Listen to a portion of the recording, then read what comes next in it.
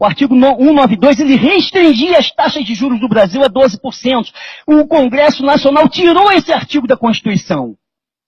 É inacreditável, são inimigos infiltrados dentro do Brasil. Nós precisamos entender isso.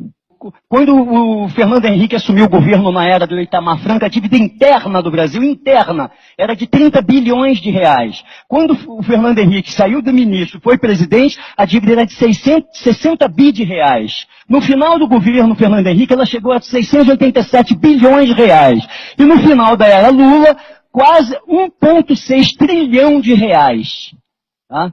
Então, a dívida interna saiu de 30 bilhões de reais a 1,6 trilhão de reais. E com isso nós chegamos ao ano de 2015, com uma dívida interna, depois da era Dilma, de 4 trilhões de reais, quase lá, e uma dívida externa, que era de 220 bilhões no início do governo Lula, agora chega a 545 bilhões de dólares. Mais do que duplicou na era PT. E ele ainda diz que pagou a dívida. Vocês lembram disso? Ele foi a público dizendo que pagou a dívida. Isso é um absurdo, é uma grande mentira. E teve gente com curso universitário, até mestrado, doutorado, que acreditou nessa balela. De quanto era a dívida com o FMI? 15 bilhões de reais. Ele pagou a dívida, mas emitiu o título, transformou isso em título da dívida externa, a 16% ao ano, e elevou a dívida externa para 4 trilhões de reais. É isso que está acontecendo no Brasil. Aí, em 2003, nós fizemos uma campanha no Rio de Janeiro, em 2003, no governo Lula, e já estávamos acusando esses crimes contra a nação brasileira. E a sangria era de 250 bilhões na época. Hoje é de 1 trilhão de reais. É o que se perde de receita anualmente com o serviço da dívida no país. 1 trilhão de reais. O que daria para fazer com esse dinheiro, meu Deus? O FHC, em 8 anos de governo, pagou 2 trilhões de reais de juros de serviço da dívida. 2 trilhões. E lá no início do governo dele, toda a dívida interna era de 60 bilhões. E ele já pagou 2 trilhões de reais de dívida. E na era Lula, em 8 anos, ele pagou 4 trilhões e 766 bilhões de reais. É inacreditável. No início do governo Lula, toda a dívida interna era de 687 bilhões de reais. Isso é um crime de lesa pátria. Não tem nada, as instituições não estão funcionando no Brasil. Outro dia eu estava assistindo um documentário, e nesse documentário tinha um helicóptero, um repórter dos Estados Unidos, sobrevoando Dubai, sobrevoando a cidade de Dubai, aquela coisa maravilhosa, aquela coisa linda. E o repórter perguntou ao sheik que estava no helicóptero de luxo, parecia um disco voador, quanto tem de dinheiro aí em Dubai? Quanto vocês gastaram para construir isso? Fala aqui para mim, fala aqui pra mim. Ele balançou, mas falou, 300 bilhões de dólares. Gente, eles construíram toda Dubai, toda a estrutura, toda aquela beleza daquela cidade do futuro com 300 bilhões de dólares. Quanto a gente paga de juros do serviço da dívida agora, do serviço da dívida? 1 trilhão de reais. Quanto dá isso? Quanto dá isso? Hã?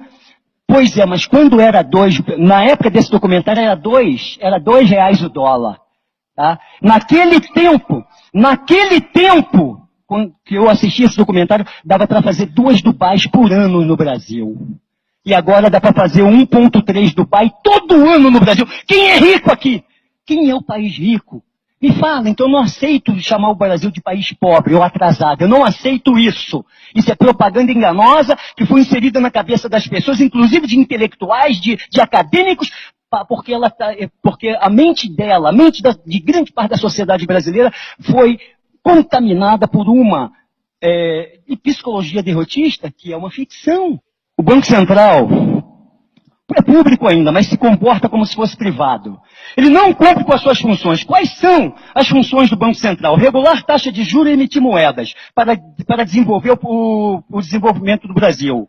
E ele faz o contrário. Ele aumenta a taxa de juros, enxuga a economia, limitando o volume de moeda circulante no país a 5%.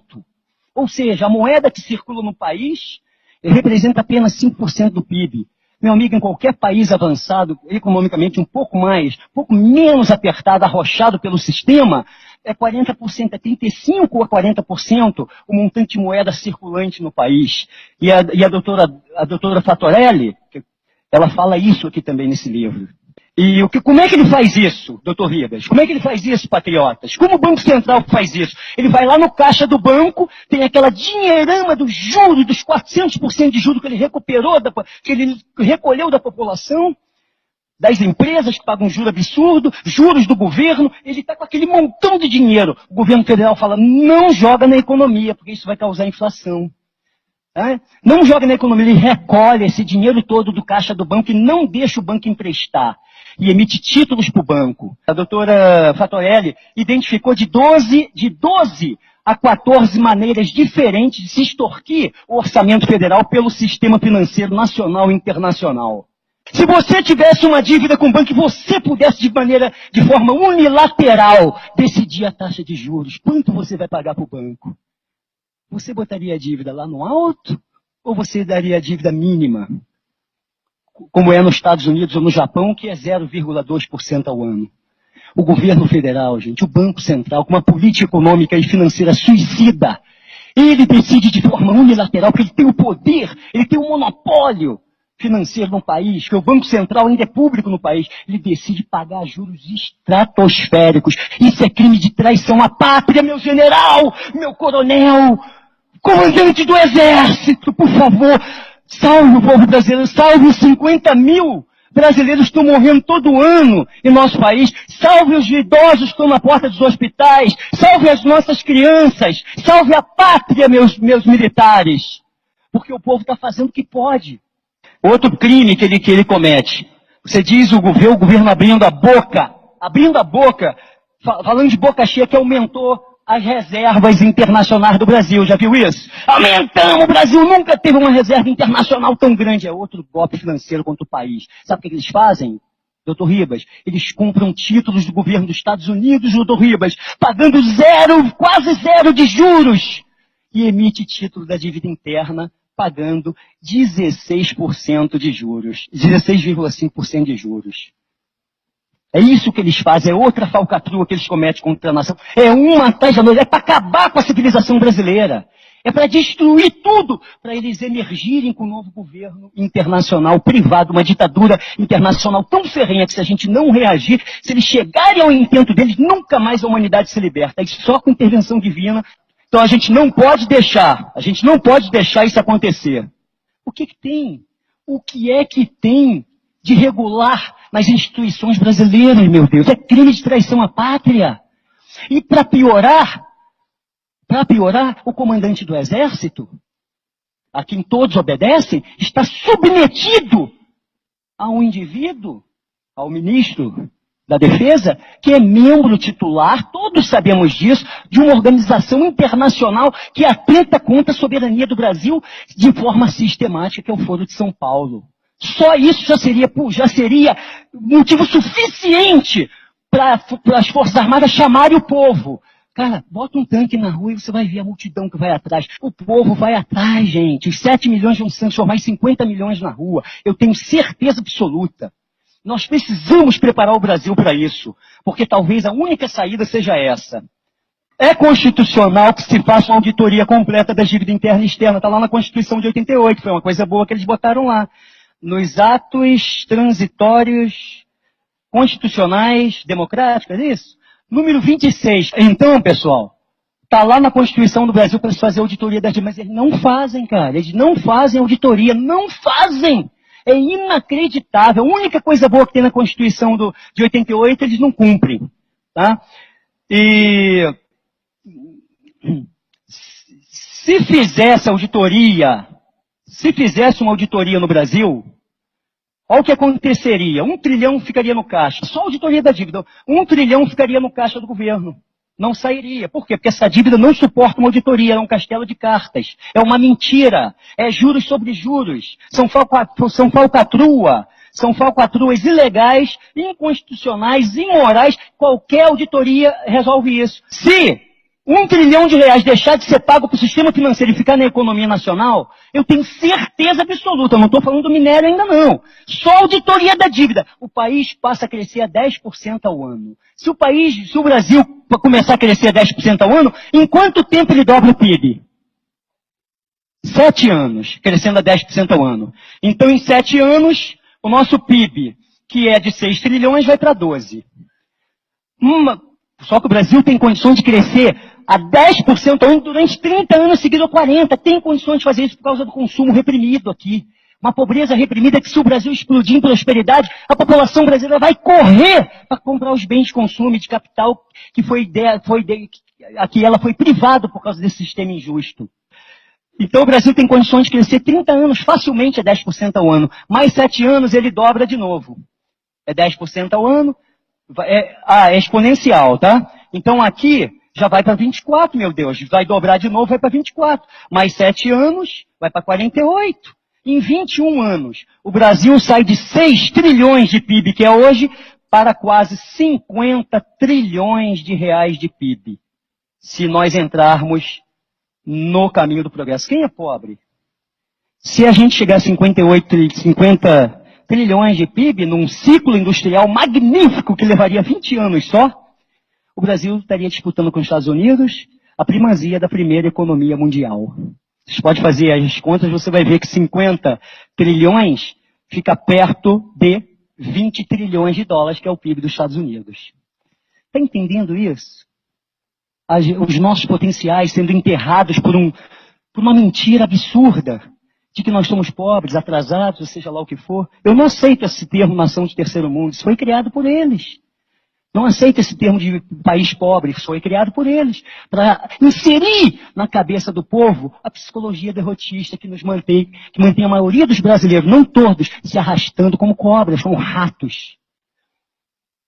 Tem um remédio para isso, para resolver esse problema. Um remédio ideal seria a intervenção constitucional pelo poder instituinte feita pelo povo brasileiro. Só que parece que nesse momento a gente ainda não conseguiu criar uma massa crítica para isso. Tem quantas pessoas conscientes no Brasil que despertaram? 1 milhão, 2, 3? Eu não sei. Entendeu? Mas o ideal seria essa intervenção com apoio dos militares.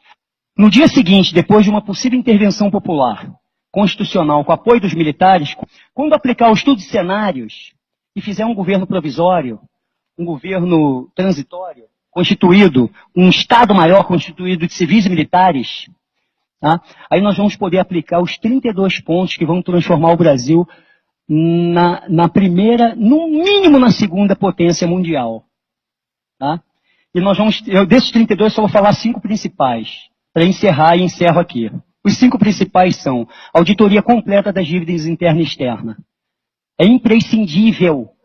Os movimentos impeachmentistas e os intervencionistas precisam falar isso toda hora. Depois da auditoria, Banco Central público e financiando o governo federal. Nunca mais o governo federal, isso tem que ser artigo constitucional, pode pegar 1 centavo emprestado com nenhum banco, nem interno e nem externo. Auditoria completa de todas as privatizações que foram feitas.